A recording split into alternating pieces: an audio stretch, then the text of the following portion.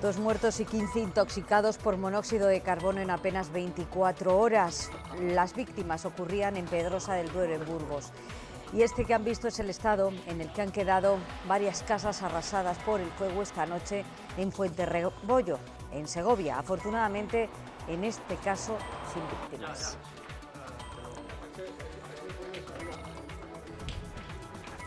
¿Qué tal? Buenas tardes. Intentaremos estar en este informativo en Pedrosa de Duero, en Burgos. Hoy además es noticia el artículo que el vicepresidente de la Junta escribe en el diario El País sobre la reforma de la Constitución.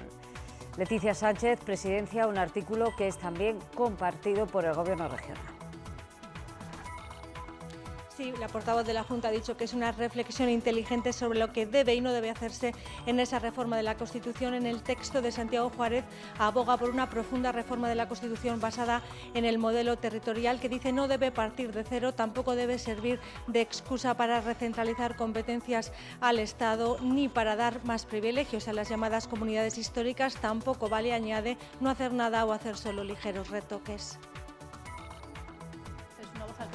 Que conoce muy bien la Constitución, ha trabajado en los estatutos de autonomía de Castilla y León, conoce perfectamente los intereses de nuestra comunidad autónoma y es un artículo, si me van a permitir, muy inteligente el que se escribe hoy en el País y desde luego lo compartimos.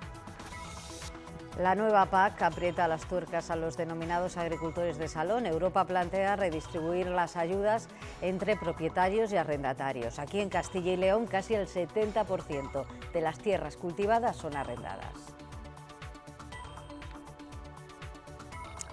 Y escucharemos a la Asociación Unificada de Guardias Civiles de la comunidad que anima a sus asociados a unirse a su campaña contra el aumento de la jornada laboral en la Benemérita. Amonestarán, pero no pondrán ninguna multa a los conductores que infrinjan las normas de tráfico. Lo que no queremos es que nos aumenten las horas sin aumentarnos el sueldo. Ya de por sí nuestro sueldo es mucho inferior al de las policías autónomas, como para que encima nos aumenten también las horas. Entonces ya no es una cuestión de sueldo solamente, es una cuestión de horas y de sueldo. Y el tercer día de la campaña electoral catalana que se traslada a Bruselas. Miles de personas han desfilado por el centro de la ciudad belga portando la señera y pidiendo la independencia de Cataluña. Entre los asistentes se encontraba Puigdemont y su predecesor al frente de la Generalitat, Artur Mas. Crece la tensión en Oriente Próximo tras el reconocimiento de Estados Unidos de Jerusalén como capital de Israel. Los territorios de la franja han vivido una jornada de huelga y el responsable de Hamás ha llamado a los palestinos a convocar mañana la tercera gran intifada. Con el invierno llegan los catarros, la gripe y con todo ello la costumbre de automedicarse, la mala costumbre de automedicarse. Los farmacéuticos nos lo vuelven hoy a recordar. El abuso de antibióticos puede hacernos inmunes cuando realmente los necesitemos. Un uso irresponsable de los medicamentos, de los antibióticos, lo que nos hace es no curar bien las enfermedades y, sobre todo, crear resistencias a esos antibióticos. Con este frío nos cogemos más de un catarro. Andrés, buenas tardes. ¿Qué tal? Seguimos con estas temperaturas. Yo creo que tú le tienes, ¿eh? Sí. Desde luego el catarro está a la orden del día y el tiempo tiene gran parte de la culpa. Hemos cambiado la situación, por lo menos las temperaturas van hacia arriba, menos nieblas y eso sí, más nubes. Mañana será un día gris, aunque con poquita lluvia. Algo caerá en el norte, donde será un poquito más persistente y también podría llover débilmente en algunas zonas de Ávila, Segovia y Soria durante la tarde. Las temperaturas, como decíamos, las diurnas bajan un poco, pero la noche ya será más templada.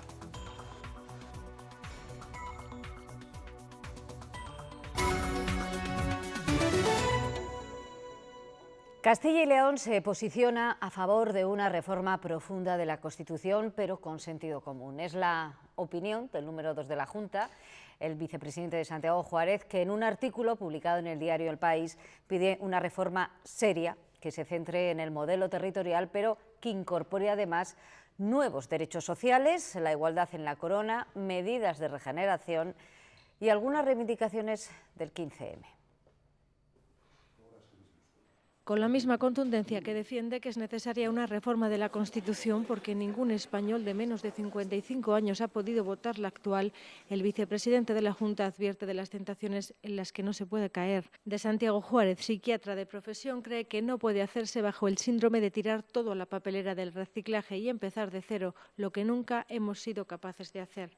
Tampoco, para contentar a algunos, debe suponer un salto al vacío que cambia radicalmente el modelo de Estado, pasando a una república, ni para lo contrario servir de excusa para una recentralización de las principales competencias. Reclama huir además del síndrome nominalista porque el Estado autonómico es ya en la práctica un Estado federal.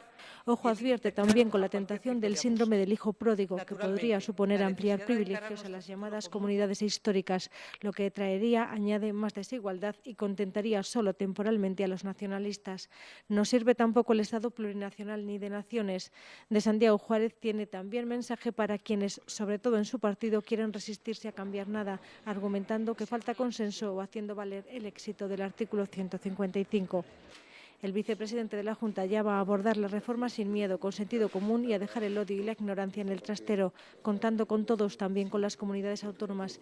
El artículo carga especialmente contra el estilo de los modernos izquierdopopulistas, tan sobrados, dice, de narcisismo juvenil como de hemiplegia ideológica. Una posición que la Junta, Leticia Sánchez, Presidencia, buenas tardes, comparte desde la primera hasta la última línea. Sinade, buenas tardes. La portavoz de la Junta dice que la de Santiago Juárez es una voz autorizada para hablar de esa reforma de la Constitución que conoce. También destaca que además fue ponente del Estatuto de Autonomía. La Junta se posiciona así a favor de una reforma de la Constitución, como ya hiciera ayer también la presidenta del Congreso, Ana Pastor.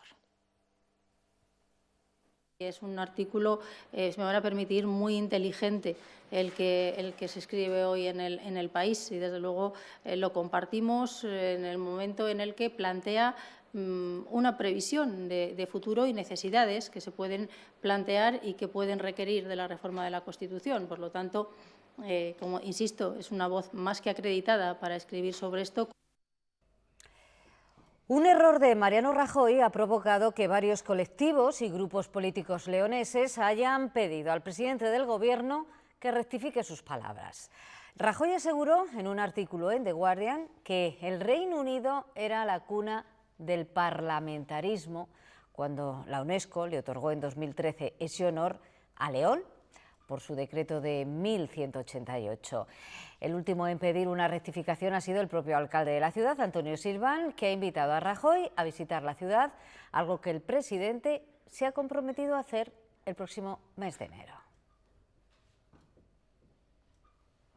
Remitido el documento acreditativo de este hito histórico, los decreta de Alfonso IX, en el que se recoge esa cuna del parlamentarismo a través de ese Parlamento celebrado en el año 1188. Le he invitado a visitar la ciudad de León y a recorrer el lugar donde en 1188 se celebraron las primeras Cortes Parlamentarias del mundo.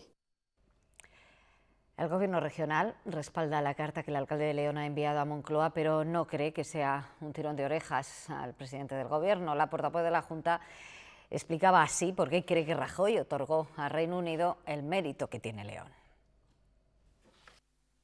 Nadie pone en duda que la cuna del parlamentarismo sea León. Yo creo que lo que ha querido decir es que el parlamentarismo más consolidado en Europa precisamente ha sido el parlamentarismo en este otro país. Casi el 70% de las tierras de labor de Castilla y León se trabajan bajo contratos de arrendamiento. Los jóvenes agricultores aseguran que a día de hoy es prácticamente imposible invertir en la compra directa de parcelas. Su amortización les llevaría 30 o 40 años.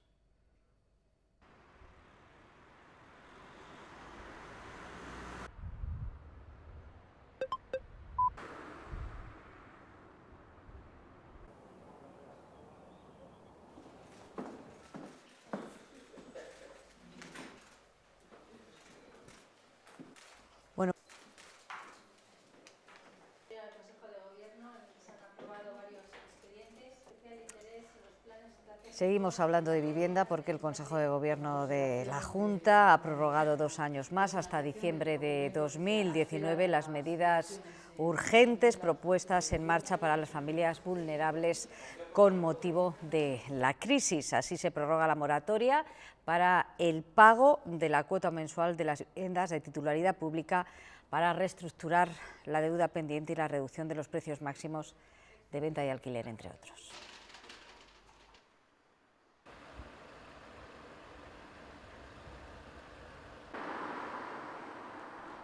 La Asociación Unificada de Guardias Civiles ha iniciado su particular campaña de seguridad vial durante los próximos días.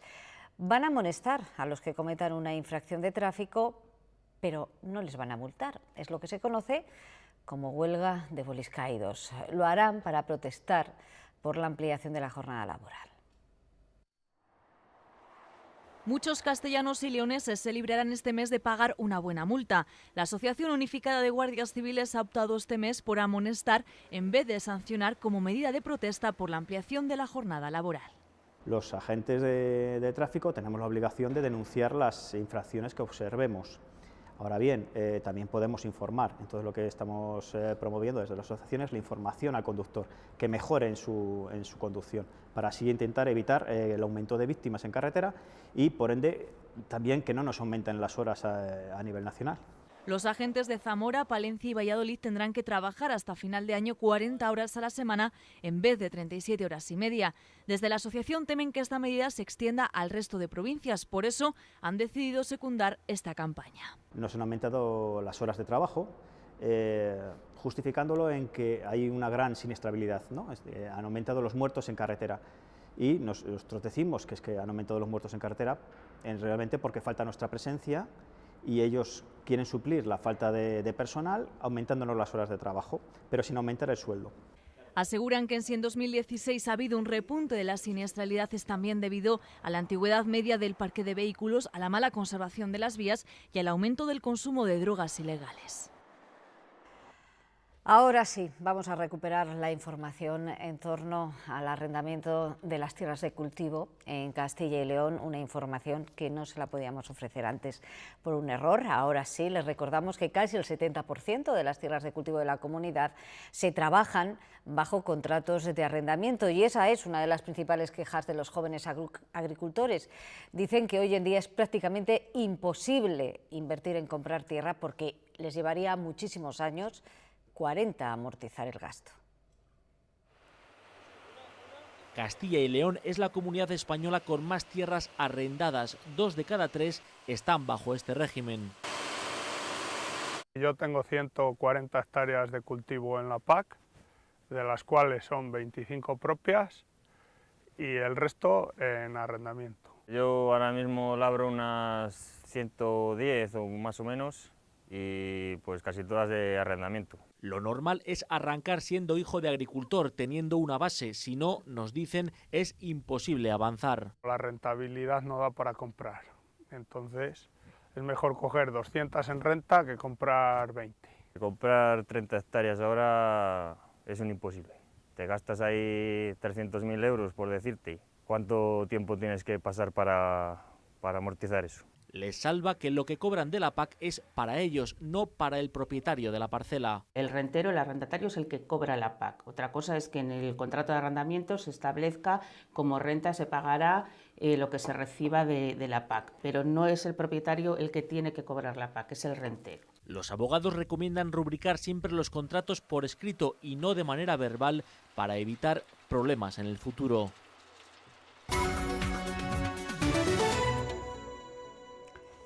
La campaña electoral en Cataluña se traslada a Bruselas. Miles de personas han tomado esta mañana el centro de la capital belga para pedir la independencia de Cataluña. A la manifestación convocada por las plataformas Òmnium y ANC han acudido Puigdemont y Artur Mas y unos 45.000 independentistas, según la policía belga.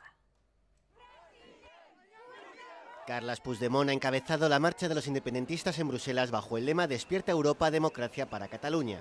Ha estado arropado por políticos secesionistas como el expresidente Artur Mas, la secretaria general de Esquerra Republicana Marta Rovira o el diputado Gabriel Rufián, mezclados entre los 45.000 asistentes que cifra la policía belga. Si esas personas, algunas serán españoles y otros no, se manifiestan en Bruselas, al menos los españoles lo son porque disponen de un DNI español y de una Constitución como la nuestra que desde el ingreso en las comunidades europeas permite los derechos de manifestación y de reunión. Para el candidato popular Xavier García Albiol, la manifestación es una muestra de fanatismo. Se traslada la imagen de división y, si quieren, también la imagen de ridículo de la política catalana. Mientras Ciudadanos y PSC se enzarzan por quién debe encabezar la Generalitat si ganan los constitucionalistas. Yo no quiero un tercer tripartito, yo no quiero al PSC haciendo de partido nacionalista. Quiero una mujer libre, sin complejos, sin corrupción. La opción que en estos momentos puede significar un cambio tranquilo y la búsqueda de consensos y acuerdos lo más transversales posibles es la que yo represento. Iceta garantiza estabilidad económica y política si él gana las elecciones. El Consejo de Ministros ha aprobado esta mañana el nombramiento de Sánchez Melgar como nuevo fiscal general del Estado. El juez palentino va a tomar posesión de su cargo el próximo lunes. Nos vamos hasta Madrid, al Palacio de la Moncloa. Carlota Alonso, buenas tardes. El Gobierno también en su reunión ha aprobado el proyecto normativo del próximo año. Buenas tardes. Un plan que incluye 287 normas, entre ellas las más importantes, las referidas a las víctimas de violencia de género, los menores, la financiación autonómica o la lucha contra el terrorismo. Así lo ha explicado Soraya Sáez de Santamaría, que ha dicho que 43 de estas normas deberán ser evaluadas posteriormente, porque ha dicho que este plan no es rígido, sino que podrá ser modificado, ya que muchas de estas normas necesitan el apoyo de la oposición. El plan consta de 287 normas que constituyen el Plano General de la Acción del Gobierno para 2018. Entre ellas está la Ley Orgánica contra la Violencia de Género o la Ley de Menores sin Alcohol, que tiene por objeto establecer medidas preventivas para evitar el consumo de alcohol por parte de los menores, o, y esto ya es un reglamento, el desarrollo de la ley del voluntariado. Normas para luchar contra el cambio climático, luchar contra el terrorismo, protección en el ámbito digital, aumentar la movilidad de los trabajadores o la ley de transparencia. 240 serán reales decretos, para el resto el Gobierno necesitará apoyos. La ley orgánica de modificación de los sistemas de financiación de las comunidades autónomas, la correspondiente de las haciendas locales, dependerá de que logremos los acuerdos en el Consejo de Política Fiscal y Financiera y a nivel parlamentario. El propio plan establece que 43 serán evaluadas con posterioridad, entre ellas las de protección del consumidor o las cooperativas de crédito. Es la primera vez que el Gobierno aprueba un documento de estas características, que será también una herramienta para la sociedad. Sabrán que tenemos la voluntad de redactar, de elaborar normas que pueden afectarlos y, por tanto, mandarnos con antelación sus observaciones y sus sugerencias. Y recuerda la vicepresidenta que la lista de medidas puede sufrir modificaciones. El cambio de embajada de Estados Unidos a Jerusalén prende la llama de la rebelión en Oriente Próximo. Los líderes de Hamás llaman a una tercera intifada, por lo que consideran una provocación. Ni España ni Europa comparten la decisión del gobierno de Trump. Las protestas se repiten en buena parte del mundo árabe contra Donald Trump. Palestinos, indonesios, jordanos o turcos claman contra el traslado de la embajada de Estados Unidos de Tel Aviv a Jerusalén, lo que de facto implica reconocer a la ciudad santa como capital israelí, contraviniendo varios acuerdos de paz que establecen el este para los palestinos y el oeste para los hebreos. Consideramos esta medida como una recompensa a Israel por saltarse los acuerdos y la legalidad internacional, y con ella da valor a su política de asentamientos, apartheid y limpieza étnica. Un paso como este puede llevar a la región a una espiral de fuego. ¿Qué es lo que pretendes, Mr. Trump? El presidente de Estados Unidos no cosecha solo las críticas de los árabes. Cualquier decisión unilateral nos parece contraproducente. Es una decisión reprobable que Francia no comparte y que atenta contra la legalidad internacional y las resoluciones de Naciones Unidas. Por el momento, solo el primer ministro hebreo parece satisfecho con la decisión de Donald Trump. Benjamin Netanyahu vaticina que otros países también trasladarán sus embajadas de Tel Aviv a Jerusalén. La prestigiosa revista Time ha nombrado personaje del año al movimiento contra el acoso sexual Me Too.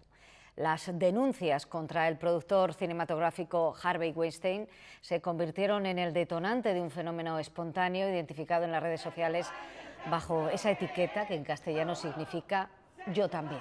Los responsables de la revista han destacado que se trata del cambio social más grande que han visto en décadas y califican a las mujeres que se atrevieron a alzar la voz como rompedoras del silencio.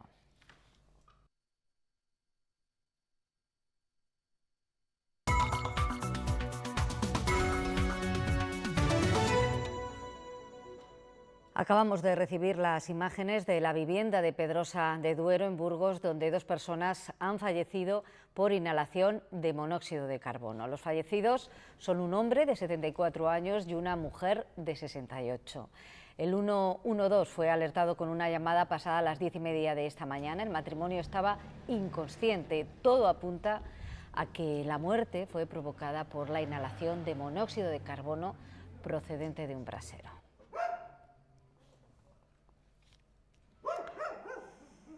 Y ayer por la mañana en Ciudad Rodrigo, en Salamanca, otras 2 personas sufrían una intoxicación por monóxido de carbono y tenían que ser trasladadas al clínico de Salamanca. Pero no era el único suceso del Día de la Constitución. Horas más tarde, esta vez en una bodega de la localidad palentina de Tariego de Cerrato, se intoxicaban otras 10 personas por el mismo motivo y también fueron atendidas en el hospital de Palencia. Nos lo cuenta desde Palencia Álvaro Lantada.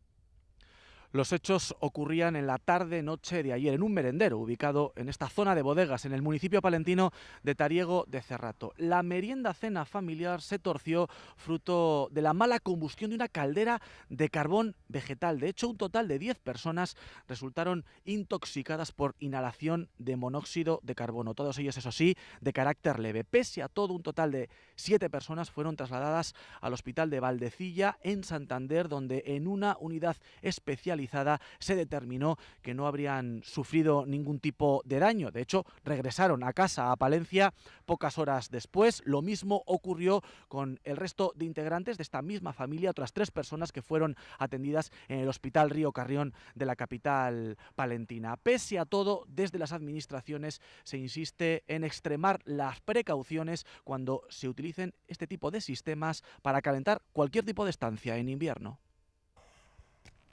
2 muertos y 15 intoxicados en apenas 48 horas es el trágico balance que nos deja las intoxicaciones de monóxido de carbono. El pasado invierno murieron 6 personas por este motivo. Generalmente se produce por una mala combustión de las calderas. El monóxido de carbono es un gas inodoro e incoloro. Su inhalación puede causar la muerte en segundos. Es expulsado por automóviles, fogones de gas y diversos sistemas de calefacción. La mala combustión se produce por la falta de oxígeno. Las ventilaciones que tienen que estar ubicadas, pues las hemos tapado, se han obstruido y no se hace una revisión periódica adecuada por personal cualificado, por técnicos de esos equipos. Pues bueno, no tenemos aire suficiente para que la combustión siga adelante. Un síntoma de una mala combustión en una caldera atmosférica es el color de la llama. Siempre tiene que estar azul.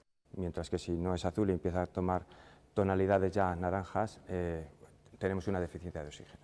Hay que tener mucha precaución con los sistemas tradicionales de calefacción, los braseros o las estufas, que siguen siendo muy utilizadas. Cualquier elemento que tenga una llama abierta, si no tiene ventilación, va a generar esa concentración de monóxido de carbono que nosotros vamos a inhalar. Y lo más aconsejable, instalar en casa un detector de monóxido. Cuesta poco y salva vidas. Aunque estemos dormidos es lo único que nos puede despertar. Y si estamos despiertos y estamos en otra estancia, pues nos va a llamar la atención para que podamos reaccionar. El dolor de cabeza, los vómitos y los mareos son síntomas de estar sufriendo una intoxicación por monóxido. Acabamos el repaso al capítulo de sucesos en Fuenterrebollo, en Segovia. 4 viviendas se han visto afectadas por un incendio que esta noche alertaba a los vecinos. Afortunadamente, esta vez no ha habido víctimas, solo importantes daños materiales. Techos totalmente calcinados, escaleras llenas de escombros y estructuras gravemente dañadas. Son algunos de los daños materiales que ha causado el incendio, que esta noche ha obligado a desalojar 2 de las 4 viviendas afectadas. Nuestro de arriba la pared, un poquito el tejado, pero poca cosa. Lo peor es la señora, 2 personas que viven ahí con 80 y pico años, que mejor da mucha tristeza. Las otras estaban habitadas temporalmente, pero esto será una vivienda habitual de ellos, donde vivía y no tienen otra. De momento, los vecinos afectados han sido reubicados en casas de familiares. El proceso de recuperación de las viviendas será complicado, ya que muchas de ellas estaban hechas de madera y tenían bastante antigüedad. Son viviendas antiguas, con estructura de madera y el fuego se propagó por el tejado. Vamos a precintar la zona porque está peligroso. Ayer se cayó el tejado y bueno, vamos a evitar que puedan meterse chicos ahí en las ruinas, y hasta que lo periten y se pongan de acuerdo con los seguros, pues vamos a que no haya ninguna desgracia más. La carretera principal que da acceso al municipio continúa cortada. Esta mañana aún se podían ver algunos restos de fuego en el techo de las viviendas, aunque ya se ha dado por controlado. La tosferina es una enfermedad muy contagiosa que provoca una infección respiratoria que en los bebés puede ser grave. Por ese motivo, desde hace 2 años las embarazadas se vacunan frente a ella. En este tiempo se han reducido mucho el número de casos en recién nacidos y se han alcanzado cifras de vacunación superiores a las de países con un programa consolidado como el Reino Unido. El 85% de las mujeres embarazadas se vacuna frente a la tosferina. Que coberturas excelentes, superiores, insisto, a las que existen en otros países que lo venían haciendo con más tradición, como es el Reino Unido. La vacuna durante la gestación comenzó a recomendarse hace 2 años. Es doblemente eficaz porque protege a los recién nacidos y a sus madres. Hemos conseguido que disminuya en el primer año de edad el número de casos de tosferina que se presentaba, que era el objetivo de ello, porque en el primer año puede haber problemas serios de salud para las personas que sufren esta enfermedad. En 2015 se detectaron 50 en menores de 1 año y en 2016 solo 8. Con este programa se suspendió temporalmente la dosis de recuerdo para niños de 6 años. Ahora que el abastecimiento ya es normal, se recupera. Disponemos de las vacunas y hemos iniciado la recaptación de las cohortes del año 2010 y 2011. Son unos 20.000 niños. No hay ningún riesgo para su salud por el retraso y solo tienen que pedir cita para recibir el temido pinchazo. Y en Palencia, el Colegio de Farmacéuticos inicia una campaña para evitar el abuso de los antibióticos. Una práctica que se dispara en invierno. Todos los años los boticarios insisten en el mismo mensaje. Ni la gripe ni los catarros se curan con antibióticos.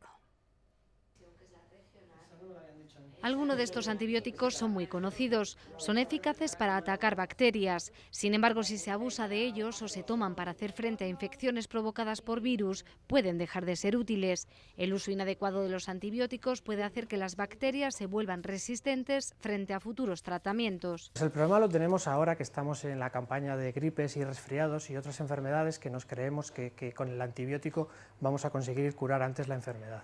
Debemos de recordar que tanto gripes como catarros son enfermedades víricas, no están producidas por las bacterias que producen las infecciones y por lo tanto un uso irresponsable de los medicamentos, de los antibióticos, lo que nos hace es no curar bien las enfermedades y sobre todo crear resistencias a esos antibióticos. Para que los antibióticos sean eficaces es necesario seguir las indicaciones del médico y terminar el tratamiento. Es fundamental que el antibiótico sea prescrito por un médico y tener en cuenta la duración y la posología del medicamento.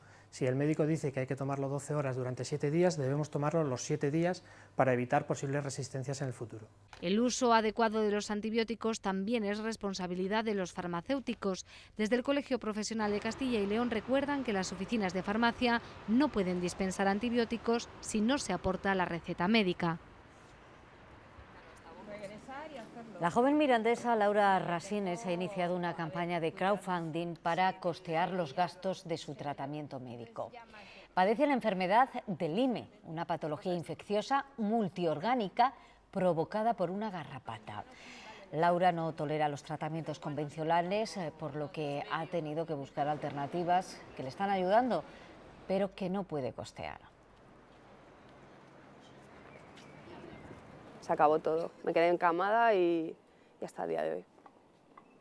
Y sí, es muy duro porque tienes 35 años y ves que tu vida se para, ¿no? Que ves que la de los demás sigue y tú no sabes cuándo vas a poder salir de esto, porque no hay una fecha prevista, la verdad.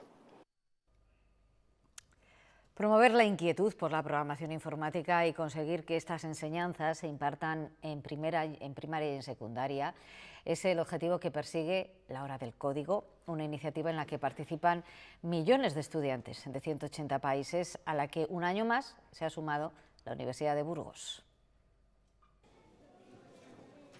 Talleres específicos para alumnos de primaria, estudiantes de secundaria y también para sus profesores. Tienen que realizar tareas sencillas para despertar en ellos la curiosidad por la programación. Eso es lo que aporta la programación, el ser capaz de entender por qué lo que hace una máquina o un ordenador o un robot, por qué lo hace y poder adaptarlo a lo que tú quieres que haga. La Hora del Código pretende divulgar lo que son las ciencias de la computación, pero también tratar de que se impartan conocimientos básicos en todos los niveles de la enseñanza. La programación se puede introducir en múltiples asignaturas. ¿Y por qué? Porque los futuros trabajos, pues muchos van a demandar este trabajo. En esta ocasión, la Universidad de Burgos cuenta con la colaboración de los voluntarios de Fab Lab, cuyo objetivo es ayudar a desarrollar ideas innovadoras. Impresoras 3D, fresadoras de precisión, estaciones de soldadura, tenemos elementos para hacer electrónica, ¿no? Dar vida a esas ideas. La antigua estación del ferrocarril es el espacio donde los más pequeños han podido hacer sus pinitos como programadores informáticos. Los alumnos tienen que aprender a tomar decisiones en el aula y a organizar sus tareas. De esa forma se vuelven más responsables. Es la tesis que ha puesto en práctica con éxito dos profesores leoneses, Óscar Casado y Manu Velasco. Los dos son candidatos al premio al mejor docente de España. El debate sobre los deberes en casa no tiene sentido. La cuestión no es la tarea, sino la utilidad de la misma. Si aporta aprendizaje al alumno o supone un lastre fuera del colegio.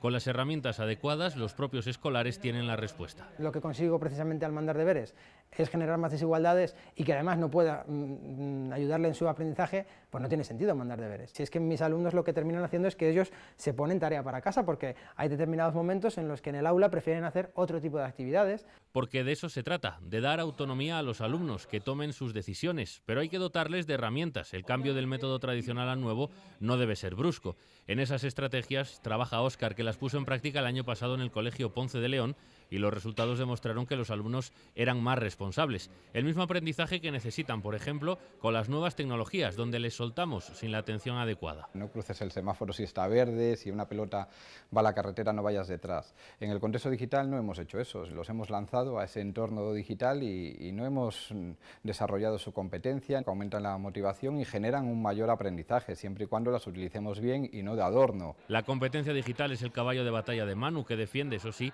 que la innovación tiene el corazón antiguo. Sus técnicas parecen nuevas, pero se desarrollaron hace décadas. Ellos las refrescan para ponerlas al servicio de la educación del siglo XXI. Defensa Animal de Zamora ha iniciado una campaña de recogida de pienso y donativos económicos para los gatos callejeros que hay en la ciudad.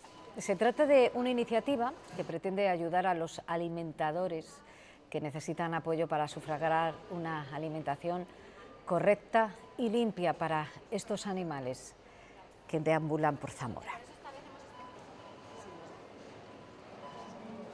Efectivamente, lo que queremos con esta mesa es recoger pienso para los gatos que viven en la calle. Este pienso después nosotros lo que hacemos es repartirlo entre los alimentadores que, bueno, pues tienen unos medios económicos muy limitados y esto les impide poder alimentar de forma limpia y seca a los gatos de las colonias.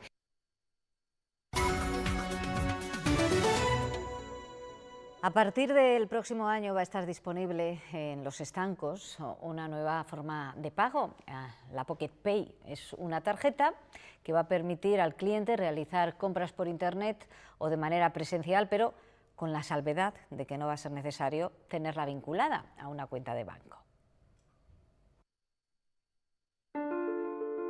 España Duero, siempre contigo, porque nos gustan nuestras raíces.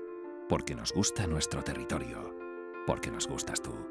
Somos los de siempre con la innovación, la solvencia y la fortaleza que nos aporta Unicaja Banco. España Duero. Es una tarjeta Visa, pero con la diferencia de que para su utilización no es necesario tener una cuenta bancaria. A partir del próximo año estará disponible en los estancos españoles. Su precio son 9,90, la activa el cliente y ya la puedes utilizar. Irías a cualquier estanco a recargarlo. Y es una tarjeta Visa, con lo cual después puedes pagar en cualquier establecimiento. La idea llega importada desde Francia, donde se creó una tarjeta similar para los inmigrantes. En Francia esto empezó hace 3-4 años y al principio pues eran 1.000 estancos. En Castilla y León se espera que sean 3.000 los estancos que vendan esta tarjeta prepago, que se puede recargar con la cantidad que el cliente desee. El beneficio para todas las compras por internet, al ser una tarjeta en que yo sé el dinero que tengo, si yo voy a hacer una compra de 40 euros y tengo 50, si me clonan esa tarjeta, como mucho son 10 euros. Es una tarjeta que me va a permitir saber en qué momentos gasto o no gasto. Para las primeras 30.000 tarjetas vendidas habrá además un seguro gratuito. Oler, probar y mirar es el orden de los 3 pasos a seguir si se quiere realizar una buena cata. Bueno, pues coincidiendo con el Puente de la Constitución, la Real Fábrica de Cristales de la Granja, en Segovia, está ofreciendo catas de vino y de cervezas de nuestra tierra para hacer ver lo importante que es elegir una buena copa. Cuando el vino está de por medio, lo importante es el contenido, pero sin olvidar el continente, que adquiere un papel fundamental. No sabe igual en un material que en otro. Por supuesto, un vino o una cerveza no está igual en plástico que en cristal. Una vez que tenemos una buena copa, si quiere realizar una cata de forma correcta, tomen nota. Lo primero sería oler un poco la cerveza, probarla y luego ya ver las características de color, la espuma, etcétera. Porque si lo primero que hace es fijarse en el color que tiene, condicionará las expectativas en su paladar. Una experiencia única que no deja de ser un juego de sensaciones. Para que la gente un poco pueda jugar con tanto los maravillosos caldos que tenemos en Segovia, como los cristales de la granja. Un maridaje perfecto en el que los vinos y las cervezas artesanas de nuestra tierra son los grandes protagonistas en la cata que la Real Fábrica de Cristales está organizando durante estos días. Ponemos en contacto con la fábrica de vidrio a una serie de productores para que puedan ofrecer aquí, explicar y enseñar cómo fabrican sus vinos o sus cervezas. Unas catas habituales con otros productos de tierras segovianas, pero que sin embargo la demanda por parte de los ayuntamientos hacía imprescindible una cita como esta, que se extenderá hasta el próximo domingo. Nos vamos ya hablándoles de la historia de León, una historia que está marcada por los 23 reyes del viejo reino, pero hubo también otros monarcas que marcaron el devenir de esa tierra. Es el caso de Carlos I, a quien ahora se dedica una exposición en el Archivo Histórico Provincial. Con ella les dejamos. Adiós. Hoy da que hablar el cupo vasco o la tributación de las comunidades, pero en el siglo XVI Carlos I tomaba decisiones unilaterales como dejar exento de pagos de impuestos al municipio de Portilla de la Reina. Un pueblo de la montaña leonesa ocupaba los pensamientos del emperador de medio mundo, ahora que las juntas vecinales parecen olvidadas. Pero el monarca también era padre y cubría los excesos de su hijo en León, cuando aún no era capital gastronómica, pero sí lugar de recreo.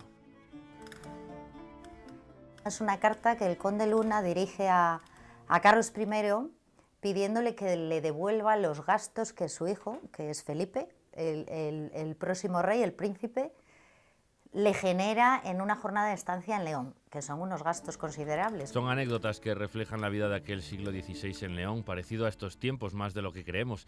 Historias contadas con los documentos del Archivo Histórico Provincial, pero también con objetos del Museo de León, para que lo cotidiano dé vida al frío papel oficial. Nos hablan de unas gentes que no tienen esa voz escrita, nos hablan de las personas, nos hablan de sus costumbres, de lo que hacían, de lo que tenían entre las manos, que siempre nos habla mucho de nosotros mismos, ¿no? Pintan una ciudad y un siglo más deslumbrantes de lo que solemos recordar, con San Marcos como referente. Proyectan la figura de un monarca que no pisó mucho por León, pero dejó huella. Nos invitan a recorrer la historia para conocernos un poco más.